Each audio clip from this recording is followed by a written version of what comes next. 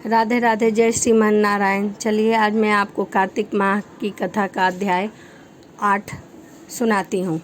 नारद जी बोले, अब मैं कार्तिक व्रत के उद्यापन का वर्णन करता हूँ, जो सब पापों का नाश करने वाला है। व्रत का पालन करने वाला मनुष्य कार्तिक शुक्ल चतुर्थी को व्रत की पूर्ति और भगवान विष्णु की प्रीति के लिए उद्यापन करे। तुलसी के ऊपर एक सुंदर मंडप बनावे, उसे केले के खंभे से संयुक्त करके नाना प्रकार के धातुओं से उसकी विचित्र शोभा बढ़ावे। मंडप के चारों ओर दीपकों की श्रेणी सुंदर ढंग से सजाकर रखे। उस मंडप में सुंदर बदनवारों से सुशोभित 4 दरवाजे बनाए और उन्हें फूलों से तथा चंबर से सुसज्जित करे।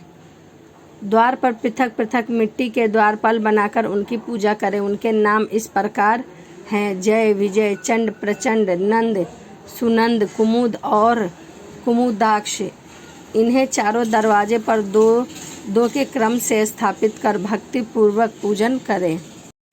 तुलसी की जड़ के समीप 4 रंगों से सुशोभित सर्वोत्र भद्रमंडल बनावे और उसके ऊपर पूर्ण पत्र तथा पंच रतन से संयुक्त कलश की स्थापना करें। कलश के ऊपर शंख, चक्र, गदाधारी भगवान विष्णु का पूजन करें। भक्ति पूर्वक उस तिथि में उपवास रखें तथा रात्रि में गीत, वाद, कीर्तन आदि मंगलमय आयोजनों के साथ जागरण करें।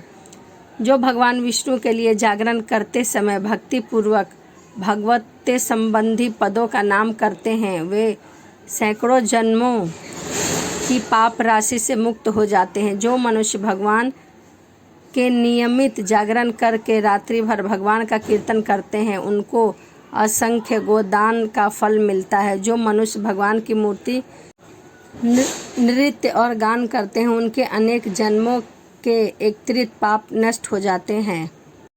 जो भगवान के सम्मुख बैठकर कीर्तन करते हैं और बंसी आदि बजाकर भगवत भक्तों को प्रसन्न करते हैं तथा भक्ति से रात्रि भर जागरण करते हैं, उन्हें करोड़ों तीर्थ करने का फल मिलता है। उसके बाद पूरन मासी में एक सप्तनिक ब्राह्मण को निमंत्रण करें। प्रातःकाल स्नान और देव पूजन कर के वेदी पर अग्नि की स्थापना करें और भगवान की प्रीति के लिए तिल और खीर की आहुति दे।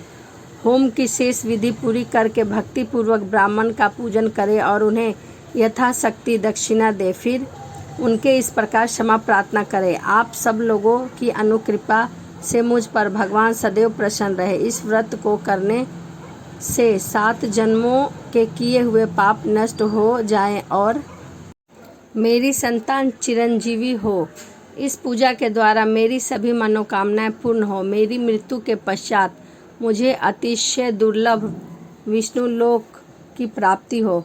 पूजा की समस्त वस्तुओं के साथ गाय भी गुरु को दान में दे। इसके पश्चात घर वालों और मित्रों के साथ स्वयं भोजन करें। भगवान द्वादशी तिथि को शयन से उठे, त्रयोदशी को देवताओं से मिले और चतुर्थी को सबने उनका दर्शन एवं पूजन किया, इसलिए उस तिथि में भगवान की पूजा करनी चाहिए। गुरु की आज्ञा से भगवान विष्णु की सूर्यमयी प्रतिमा का पूजन करें। इस पूर्णिमा को पुष्कर तीर्थ की यात्रा श्रेष्ठ मानी गई है। कार्तिक माह में इस विधि का पालन करना चाहिए। जो इस प्रकार कार्तिक के व्रत का पालन करते हैं, वे धन्य और पूजनीय हैं। उन्होंने उत्तम फल की प्राप्ति होती है। जो भगवान विष्णु की भक्ति में तत्पर हो कीर्तन में व्रत का पालन करते हैं, उनके शरीर में स्थित सभी पाप तत्काल नष्ट हो जाते हैं। जो श्रद्धा पूर्वक कार्तिक के उद्यापन का महात्म्य सुनता या सुनाता है, वह भगवान विष्णु का सायुज्य प्राप्त करता है।